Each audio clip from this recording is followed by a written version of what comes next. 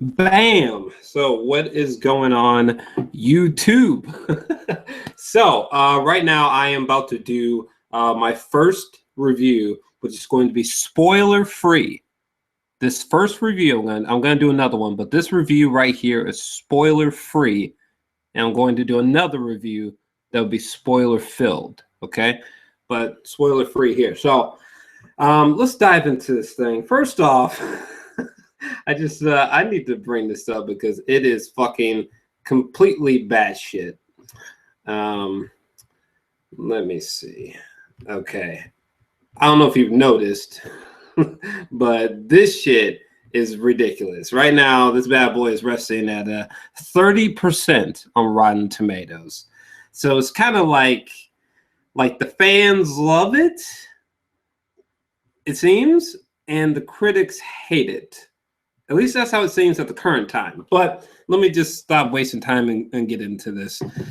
All right, this is just going to be raw and uncut, stream of consciousness, no other images. It's just raw, just like I just came from this bad boy not too long ago.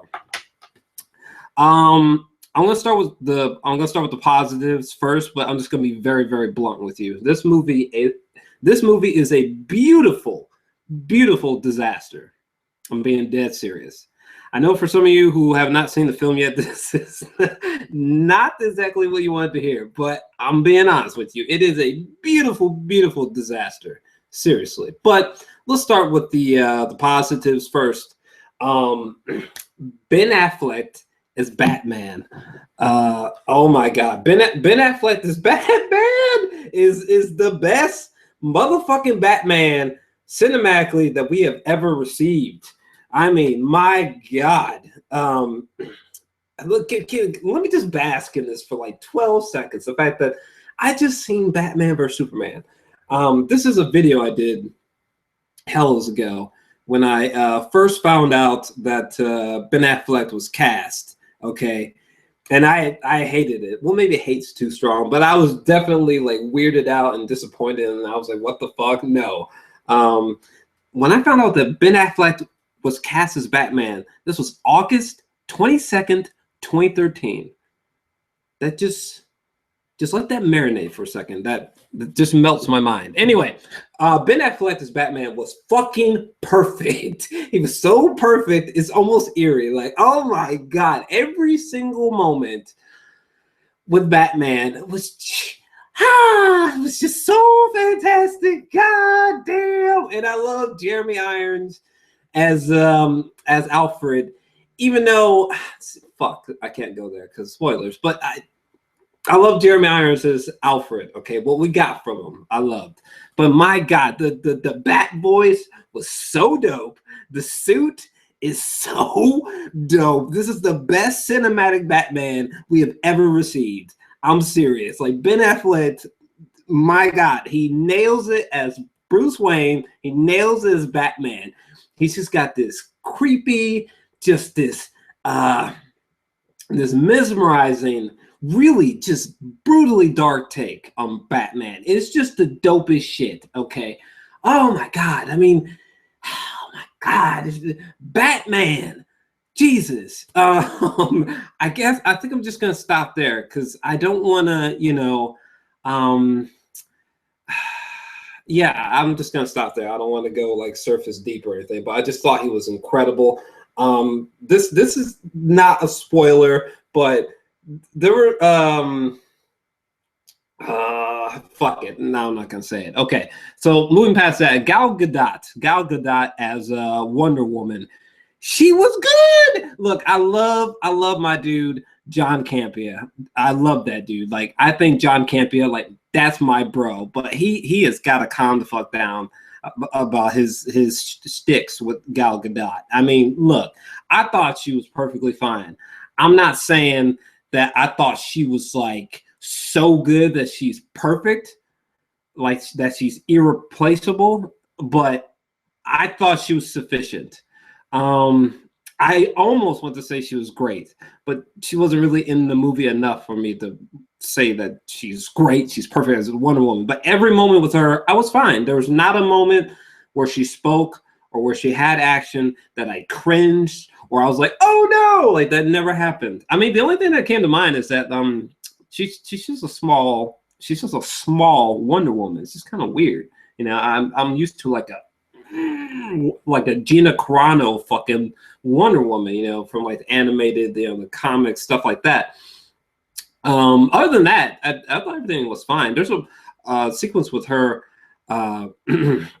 speaking with Bruce Wayne for the first time where I was like, yo, this chick is Wonder Woman. Interesting. And there's one moment which I wish I could say, but I gotta save it. But there's one moment where I was like, yo, I think this chick, I mean, she might fumble on performances. It might take her a while to get her groove going with her being Wonder Woman, but I think this is our lady. Lex Luthor.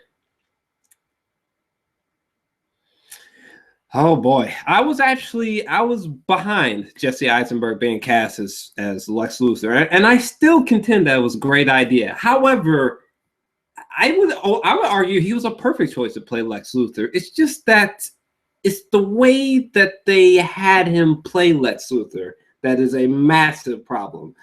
I mean, I'm gonna be blunt with you. There was nothing about him as Lex Luthor that worked for me, except for like, oh, fuck, I can't say that either. But except for like one thing, well, a couple things maybe. Outside of a couple moments, I really did not like Jesse Eisenberg's portrayal as Lex Luthor. Like, I cringed. I thought it was cheesy. I never laughed. Oh boy. I'm not saying he's, well, he's kind of like the Jar Jar Binks of this movie. Fuck. Moving on. Doomsday. It did not work for me. Oh my god, and he looked just as terrible as you saw him in the trailer. So, like a Lord of the Rings, Fellowship of the Ring troll. Remember that big ass troll? Yeah. When Pippin, what did Pippin do? He did some stupid shit. When he dropped the skeleton down the fucking the well, bitch ass troll came in. Well, Doomsday looks like his fucking cousin, so that's unfortunate. But yeah, everything with him. Oh boy, yeah. It's a broken egg we got here a bit. The romance with Superman and Lois. Another flaw. Again, I can't get into it till I get to spoilers, but oh god, I got so many negatives to talk about that. There's one aspect with Batman, which I'm not going to say, you probably already know, because surprisingly, a lot of critics have already mentioned this. The stuff with, there's a certain element about Batman that people are just going to hate. It's going to be like that whole, oh my God, Superman, he's responsible for killing millions of people in Man of Steel. You know how people had that criticism with Man of Steel. Okay, well, unfortunately, Zack Snyder's going to have that wound opened all over again, but because of this certain aspect with Batman. Personally, I didn't mind it. I mean, it's interesting seeing a Batman that it's just like, this is someone who's been Batman for a long time, and he's just a savage at the current time that we meet him in this movie. I mean, he is a violent, savage, dark fucking Batman. Like this, like damn. I fuck with it. I thought it was cool as shit. There's a dream sequence where I almost pissed myself because I thought it was oh god, I thought it was awesome. Jesus.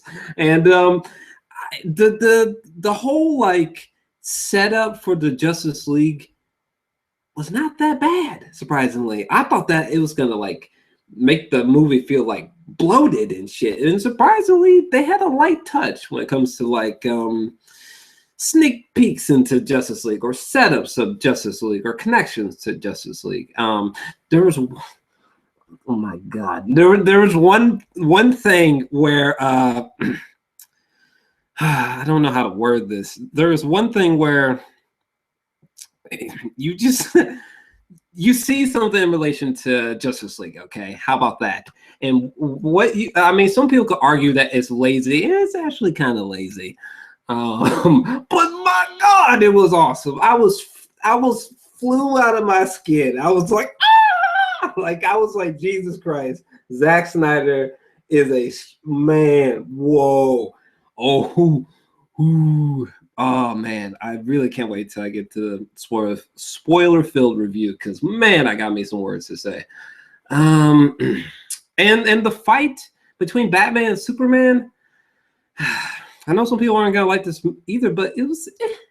I mean, it was good, but like, I mean, this movie is way too long. First off, this movie is way too long. Another substantial flaw. I mean, damn, there were literal moments where I was like, all right, it's about to end. Oh, no, it's not. It just took too long to get to the fight was my problem. And I mean, the fight's cool, but it just took too long. And there were so many flaws that by the time we got to the fight, I was like, oh yeah, the fight. And that's not how I should have been, but what else? However, the last image that we see in the film, the ending, that was actually really, really dope. I thought it was pretty dope. I like started having like conspiracy theories about it as soon as the credits were rolling and shit. So that was cool. The thing that the big thing that happens after the Doomsday situation, trust me, you'll know what it is immediately. I can't believe they went there. I cannot believe they went there. I did not see. I cannot believe they went there. That Zack Snyder's got some balls, son. Now that was a positive. I could not believe they went there. But anyway, look, we're 12 minutes. I was trying to hit 10 minutes, so we're definitely over the time mark that I was shooting for. So I'm gonna stop here. Because if I keep going, I'm just going to get even more vaguer and cryptic.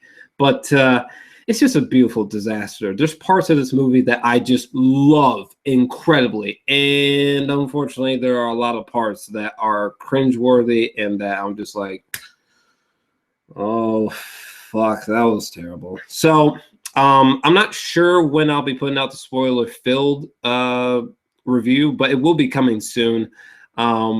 It'll be coming soon, promise. But for now, I'll leave you with what I just said. Let me know your thoughts in the comments section down below. Please do not post any spoilers. They'll be removed and you'll just be banned from the channel. So just please don't be an asshole. Right now, I'm feeling a 7 out of 10 for Batman vs Superman: Dawn of Justice. So yeah, over and out for now.